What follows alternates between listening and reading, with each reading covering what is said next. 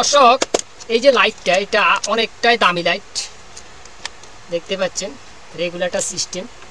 একটা লাইটের দাম প্রায় 1400-1500 টাকার মতো খরচ হয়। ভিতরে সার্কিট সিস্টেম অনেক ভালো।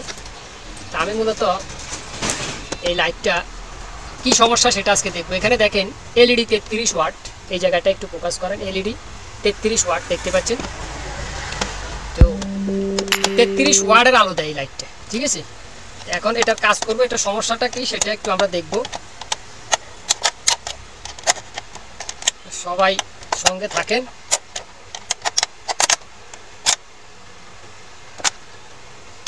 দেখেন এটা 1400-1500 টাকা এমনি হয় নাই। এটার ভিতরে যে সার্কিটটা দিছে দেখছেন কত ভারী একটা সার্কিট চাইছে।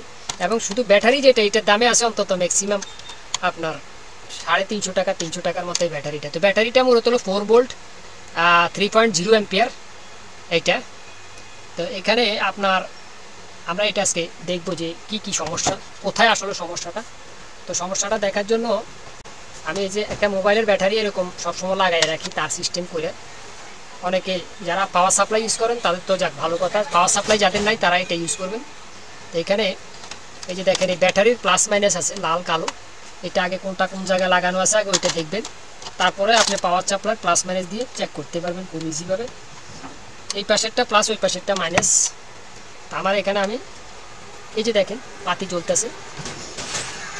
এখন আমি সুইচ বন্ধ করে দেখব, এই যে বন্ধ হইতেছে জ্বলতেছে দেখছেন। কারণ আমার এখানে আমি যেতটুকু ধারণা করছি সমস্যাটা ব্যাটারিতে। তো ব্যাটারিতে সমস্যা হলে আপনারা যে কাজগুলো মূলত করবেন দুইটা ওয়েতে। প্রথম ওয়েটা হলো আপনার ব্যাটারি হিট দিবেন, যে কোনো ব্যাটারি হোক এটা হিট দিবেন। এটা হিট দেওয়ার পরে এটা লাগাবেন, লাগাইয়া আপনারা দেখবেন। তো হিট দিতে হলে মূলত 4 ভোল্টের ব্যাটারি হিট দিতে হলে আপনার ম্যাক্সিমাম 6 ভোল্টের অ্যাডাপ্টার লাগবে। অ্যাডাপ্টার বলতে রড লাইটের যেসব চার্জারগুলো পাওয়া যায়, রড লাইট তো সবাই বোঝেন, এই যে জাতীয় রড লাইটের যে চার্জারগুলো মূলত সচরাচর পাওয়া যায়, এই জাতীয় চার্জার দিয়ে এই মানে চার্জারের যে মাথা কেটে আপনি এখানে মানে এই 4 ভোল্ট আপনি ইয়ে করতে পারবেন, হিট দিতে পারবেন, ঠিক আছে। আবার আপনার যখন আলাদা আলাদা অনেক অ্যাডাপ্টার আছে ওইটা দিয়ে আপনি দিতে পারেন, ঠিক আছে। তা আমি এটাকে মূলত এটা এখন মাপবো, এটা হিট দিলে উঠবে কিনা সেটা আমি চেক করি।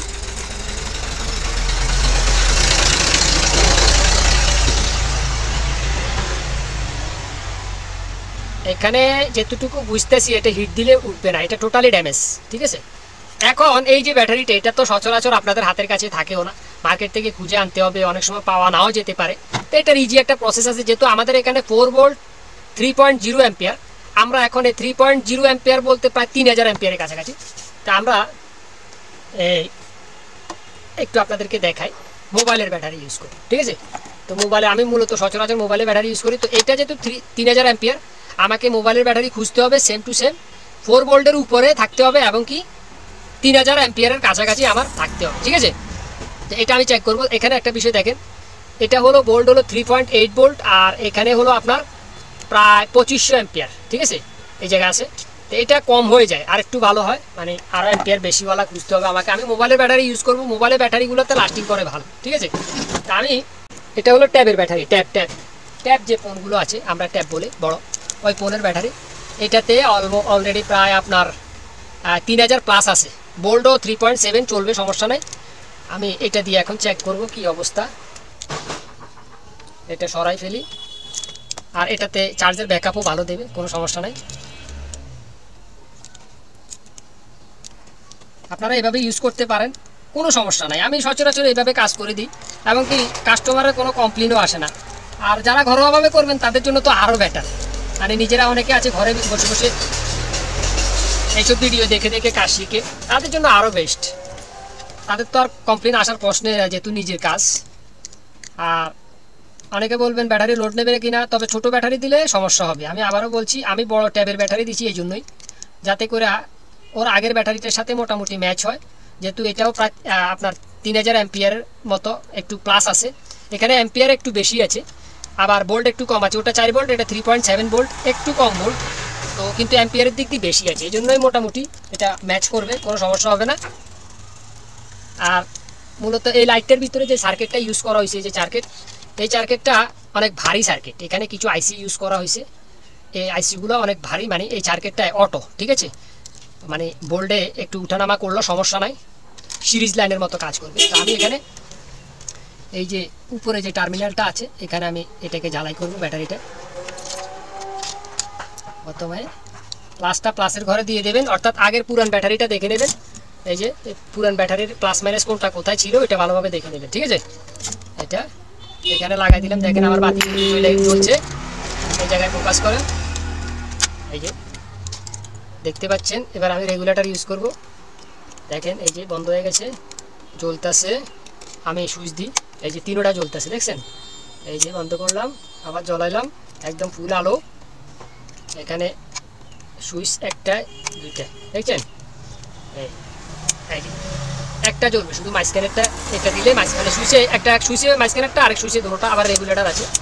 তো তার মানে আমরা বুঝতে পারছি আমাদের এখানে অলরেডি কাজটা শেষ। এখন আমাদের মূল কাজটা হবে কি, যেহেতু এখানে যে ব্যাটারিটা ছিল এটা এভাবে লম্বালম্বি ছিল বসা, ঠিক আছে, কিন্তু আমরা ওই জায়গাটায় এখন এটা বসাতে হবে। তো আমি বসাইতেছি, দেখেন আপনারা।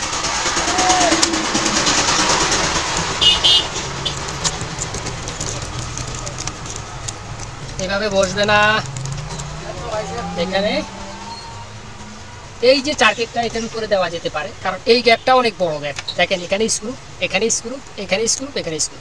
তবে এই গ্যাপের উপরে আমি দিতে পারি, দেব, কিন্তু এখানে কিছু প্রশ্ন আছে। কি প্রশ্ন? এখানে আপনার এই যে সার্কিটটা এটা অনেক সময় হিট হয়ে যেতে পারে, ঠিক আছে, মানে চার্জে দিলে হিট হবে। হিট হলে কি হবে? তো দর্শক, আমি মূলত ব্যাটারিটা এই জায়গায় বসাবো না। কেন বসাবো না? কারণ এখানে এই বোর্ডটা অনেক সময় যদি হিট হয়ে যায় ওভার চার্জে, তাহলে ব্যাটারি এফেক্ট হবে। ব্যাটারি এফেক্ট হওয়ার পরে ব্যাটারি গরম হয়ে লাইটটা ব্লাস্ট মারতে পারে। তাই এটা আমি এই জায়গায় যদিও বসানোটা মানে জায়গা আছে, তারপরেও বসাবো না। আমি এখানে কেটে, মানে এখানে কিছু জায়গা কাটবো, কেটে আমি বসাচ্ছি, আপনাদেরকে একটু দেখাই। অলরেডি আমার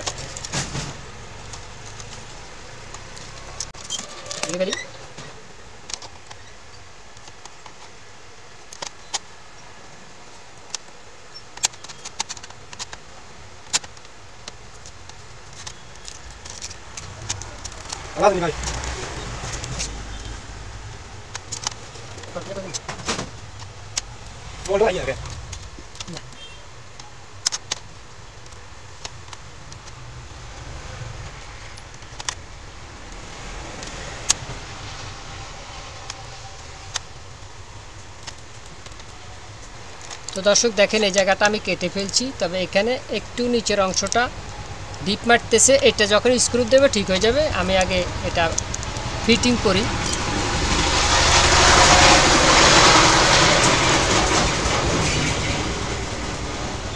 যারা আমার চ্যানেলটি সাবস্ক্রাইব করেননি, চ্যানেলটি অবশ্যই সাবস্ক্রাইব করে দেবেন। এত কষ্ট করে ভিডিও বানাই আর আপনাদেরকে নতুন নতুন টেকনিকগুলো শিখাই। বর্তমান সময়ে বিদ্যুতের যে অবস্থা, এই অবস্থাতে এসব আপডেট বিষয়গুলো নিয়ে অনেকে শেয়ার করে না, এই জাতীয়। এখন এখানে কি দেব সেটা দেখেন। এখানে গাম দেখতে পাচ্ছেন, এই যে গাম T700, এটা ব্যাটারির নিচের অংশে দিয়ে দেবেন।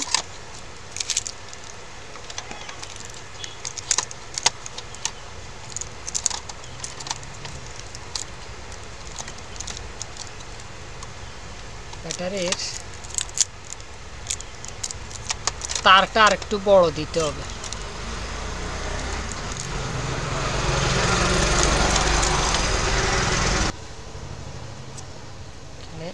তার যদি লম্বা না করে দিই এটা ছিঁড়ে যাবে, ঠিক আছে। একটু লম্বা করে দিলাম, তার মধ্যে একটু টেপ লাগাই দিতে হবে।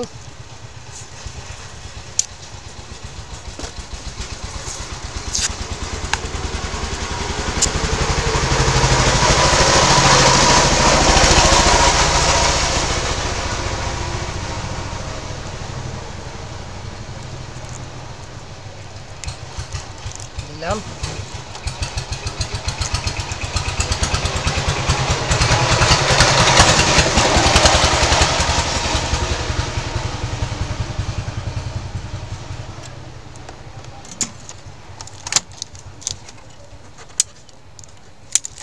ঠিক আছে, এটাও দিলাম। এবার আরামসে বসানো যাইব, দেখছেন আরামসে। তবে এখানে গাম দিয়ে দিই, এই যে গাম, এই জাতীয় গামগুলো দিয়ে দিবেন ব্যাটারির নিচে, যাতে করে এটা খুব টাইট ফিট হয়ে বসে, ব্যাটারিটারে কামড়ায় ধরে রাখে, ঠিক আছে। এবার আপনারা বলবেন যে আমি এই লাইটটার কাজ করি কত নিমু, তাই না? অনেকের এই প্রশ্নটা থাকতে পারে। আসলে আমার কাছে যেসব নষ্ট মোবাইল থাকে ওগুলোর ব্যাটারিগুলো আমি মূলত ইউজ করি এইসব লাইটের কাজে। আপনার বিভিন্ন টেবিল লাইট বলেন কিংবা আপনার এসিডিসি লাইট বলেন, এলইডি লাইট যেটা আর কি, এটা এগুলো আমি ইউজ করি। এখন যে ব্যাটারিটা আমি দিতেছি এটা হলো একটা ট্যাবের ব্যাটারি। তো ট্যাবের ব্যাটারিগুলো মূলত আসলে নতুন একটা ব্যাটারি, এই ব্যাটারিটা দেখা যায় ভালো, পুরো ভালো, কিন্তু হয়তো ট্যাব আমার কাছে ওইরকম আসবেও না, বা ব্যাটারিটা পড়ে থাকতে থাকতে একসময় নষ্ট হয়ে যাবে।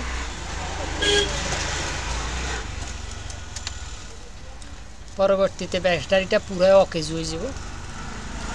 তার চাইতে ভালো কেউরে লাগাই দিয়ে দিই। এখন এই ব্যাটারিটার জন্য আমি নিতেছি হলো 400 টাকা। আমি 400 টাকা পাবো, আমার লস বলতে কোনো শব্দ নাই ভাই। এই যে বসায় দিলাম, এখন ওই ঘামটা আটক হয়ে যাবে। এখানে তারগুলো একটু টেপ মারে দিই,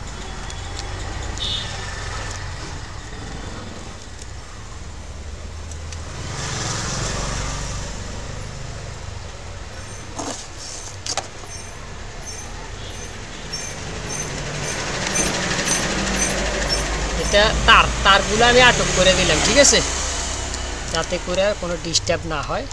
এবার ফিটিংয়ের পালা। এখন এই ঘাম শুকাইতে তো লেট হবে, উপরে একটু কাগজ দিয়ে এটা ফিটিংস করব যাতে করে এটার মতো মোটা হয়, ঠিক আছে।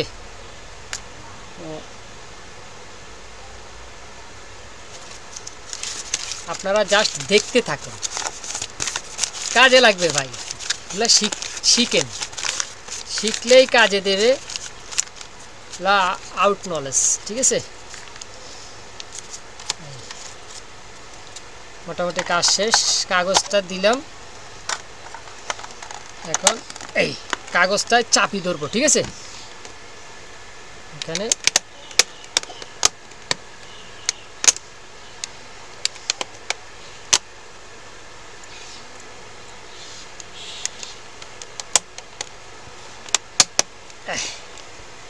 দিলাম।